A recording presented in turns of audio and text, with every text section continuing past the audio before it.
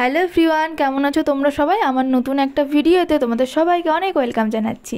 সেই যে সোমবার সন্ধ্যা থেকে বৃষ্টি শুরু হয়েছে, আজও বৃষ্টি থামলো না। আজ বুধবার, দেখো এখনও সকালবেলাতে বৃষ্টি হচ্ছে। আমি সকালে ছাদে এসেছিলাম জামা কাপড় নাড়তে, তখন এসে দেখি ঝিরঝির করে বৃষ্টি পড়েই যাচ্ছে। আর আজ যেহেতু আমার পড়ানো ছিল না, সেই জন্য আমি একটু লেট করে ঘুম থেকে উঠেছি। আমি না, আমাদের বাড়ির সবাই মোটামুটি আজকে একটু লেট করে ঘুম থেকে উঠেছে, কারণ সারাদিন বৃষ্টি হচ্ছে। সকালবেলার থেকে সেই বৃষ্টি শুরু হয়েছে।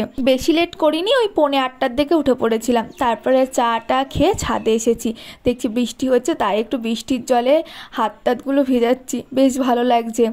তারপরে নিচে এসে দেখি মা আজকে ফেনা ভাত করছে। বৃষ্টির মধ্যে তো অনেকেই খিচুড়ি খাচ্ছে, কিন্তু আমার মা বলে যে একটু ফেনা ভাত করি। চাল ডাল আলু একসাথে দিয়ে প্রেসার কুকারে সিটি মেরে নেবে।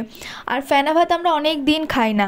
আর দেখো কত সবজি মামা এগুলো দিয়ে গিয়েছে, কুঁদরি, পটল, ভেন্ডি, পুঁই শাক। আমার মা যেদিন যেদিন বেশি বেশি করে বাজার করে আনে না, তখনই কেউ না কেউ সবজি দেবে। আগের দিন যেমন আমার পাপার একটা কাস্টমার অনেক সবজি দিয়েছিল, পটল টটল এক গাদা দিয়েছিল।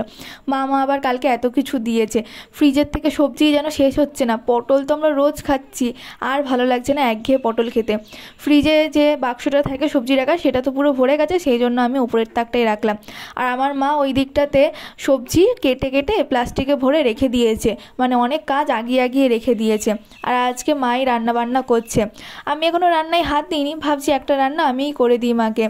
আজ ওই 2-3 রকম রান্না হবে। ফেনা ভাতটা এখানে মায়ের হয়ে গেছে প্রায়। আর মাছটা অনেক সকালেই বার করে রেখেছে, কিন্তু এখনও বরফ ছাড়েনি, সেই জন্য জলে ভিজিয়ে রাখছি আমি। আর এবারে আমি রান্না করব পুঁই শাকের পাতা ভাজা। মামা তো পুঁই শাক দিয়ে গিয়েছে বললাম, তো ওই পুঁই শাকে না খুব সুন্দর সুন্দর পাতা ছিল, তাই মা বলে একটু পাতা ভাজা করি।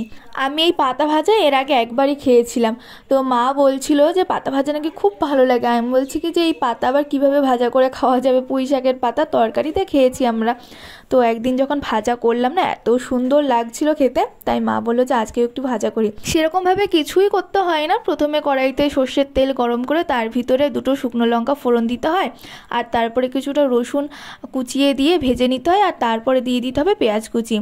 আর এই আজকের যে শাকটা তোমরা দেখছো পুঁই শাক, এটা হচ্ছে আজকে ভাপ দিয়ে নিয়েছি। এর আগে আমি যেদিন রান্না করেছিলাম সেদিন ভাপ দিইনি। ভাপ না দিলে না অনেক জল বেরোয়, অনেকটা লেট হয়, ওই জন্য ভাপ দিয়ে দিয়েছে আজকে মা।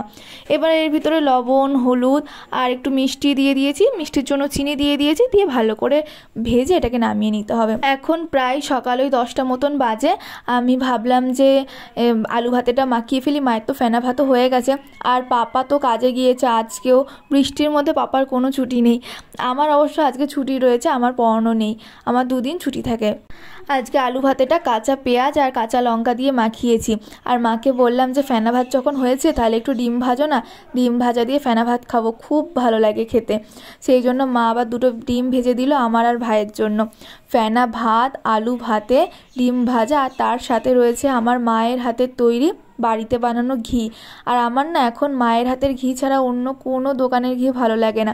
আমার মা বাড়িতে ওই জন্য ঘি শেষ হতে হতে বানিয়ে রেখে দেয়। সকালের খাবারটা আজকে খুব ভালো ছিল, ফেনা ভাত, আলু ভাতে ডিম ভাজা। আর মা এদিকে দেখো মাছের মাথা ঘন্ট করেছে। পাপা যেহেতু এখনো বাড়ি আসেনি, তাই মা বললো যে আমি একটু পরেই খাচ্ছি। আর কালকে পাপা আমাদের জন্য 1 চেন লেস কিনেছে, এর থেকে 3-4টে লেস খাওয়া হয়ে গিয়েছে। খুকুকে আমি দেখাচ্ছিলাম, দেখ কত লেস কিনেছে জ্যাঠা। আর পাপা আজকে আমও কিনে এনেছে। ওই লেসটা দেখি ওকে আমি পড়াতে বসিয়েছিলাম যে তুই যদি ভালো করে পড়ে নিস তাহলে আমি তোকে লেস দেবো। তো ভালো করে পড়ে নিয়েছিল। আমাদের দুপুরের সমস্ত রান্না হয়ে গেছে, মাই আজকে করলো, আমি শুধু একরকম করেছিলাম। পুঁই শাক রান্না করেছে মাছের ডিম দিয়ে। বেশিরভাগ সময় আমরা মাছের মাথা দিয়ে চিংড়ি মাছ দিয়ে খাই, তবে আজকে মাছের ডিম দিয়ে করেছে, খুব সুন্দর লাগছিল। আজকে দুপুরে ছিল পটল ভাজা, তার সাথে ছিল পুঁই শাক ভাজা, পুঁই শাকের পাতা ভাজা, আর ছিল পুঁই শাকের চচ্চড়ি, আর রয়েছে এখানে মাছের মাথা ঘন্ট। মা বলছিল যে কি খাবি, মাছের মাথা ঘন্ট খাবি নাকি ঝোল খাবি আলু দিয়ে? আমি বললাম যে মাছের মাথা ঘন্টই করো, অনেকদিন মাছের মাথা ঘন্টও তুমি করো না। আর আমার মা খুব সুন্দর করে মাছের মাথা ঘন্টটা। আর এই 3-4 দিন ধরে এত বৃষ্টি হচ্ছে যে ভালোই লাগছে না। সারা দিন টিপ টিপ করে বৃষ্টি হয়েই যাচ্ছে, চারিদিকে জল কাদা, একদম ভালো লাগে না। তারপরে খাওয়া দাওয়া করে একটু নিচে শুয়েছিলাম। বিকালের দিকে 4টে সাড়ে 4টের দিকে আমি একটু ছাদে এলাম।